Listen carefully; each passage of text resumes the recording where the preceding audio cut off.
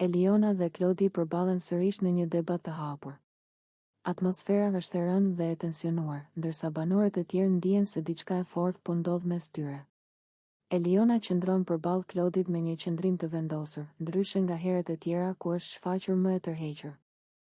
Eliona e nis bisedën me një ton të prerë dhe të ftohtë.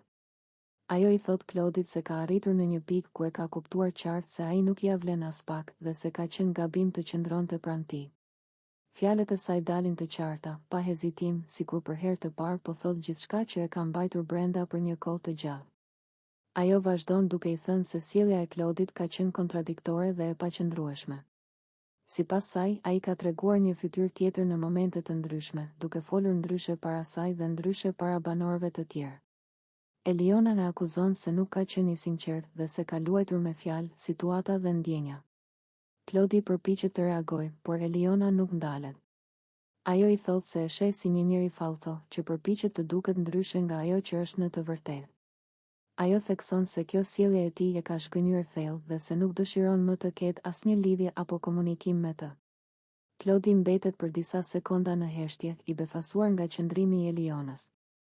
Më pas ai përpiqet të mbrojë veten, duke i thënë se nuk e ka detyruar askënd të qëndrojë pranë tij dhe se gjithmonë ka qenë i drejtë për drejtë. Ai e mohon faktin që është fallto dhe thotë se thjesht ka qenë vetvetja në çdo situatë. Eliona i përgjigjet menjëherë, duke i thënë se pikërisht kjo është problemi, ajo që ai e quan vetvetja, për të është mungesë sinqeriteti dhe respekti. Ajo shprehet se ka duruar shumë, ka heshtur në shumë momente dhe ka justifikuar sjellje që sot i duken të papranueshme. Debati vazhdon me tone të forta, por të kontrolluara. Eliona flet për ndjenjen e shgënjimit, për pritshmëritë që ka pasur dhe për mënyrën se si Klodi i ka rrëzuar ato një nga një.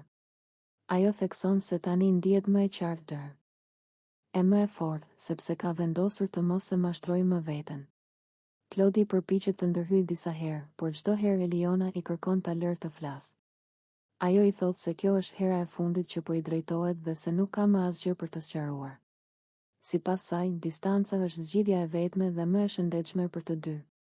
Banorët e tjerë i dëgjojnë në heshtje, disa të habitur nga vendosmëria e Elionës, disa të tjerë duke kuptuar se kjo përballje ka ardhur pas një grumbullimi emocionesh të forta. Çdo fjalë e saj e bën situatën më të rëndë, por edhe më të qartë. Në fund, Eliona e mbyll debatin duke i thënë Klodit se nuk dëshiron më asnjë komunikim dhe se për të, kjo histori ka përfunduar. Ajo largohet ngadalë, me kokën lart, duke lënë pas një heshtje të rëndë. Klodi mbetet vetëm, duke reflektuar mbi fjalët që sapo dëgjoi. Ky moment i mbushur me tension, shgënjim dhe përplasje karakteresh zgjet më shumë se 5 minuta video, duke treguar qartë vendosmërinë e Elionës dhe ndarjen përfundimtar.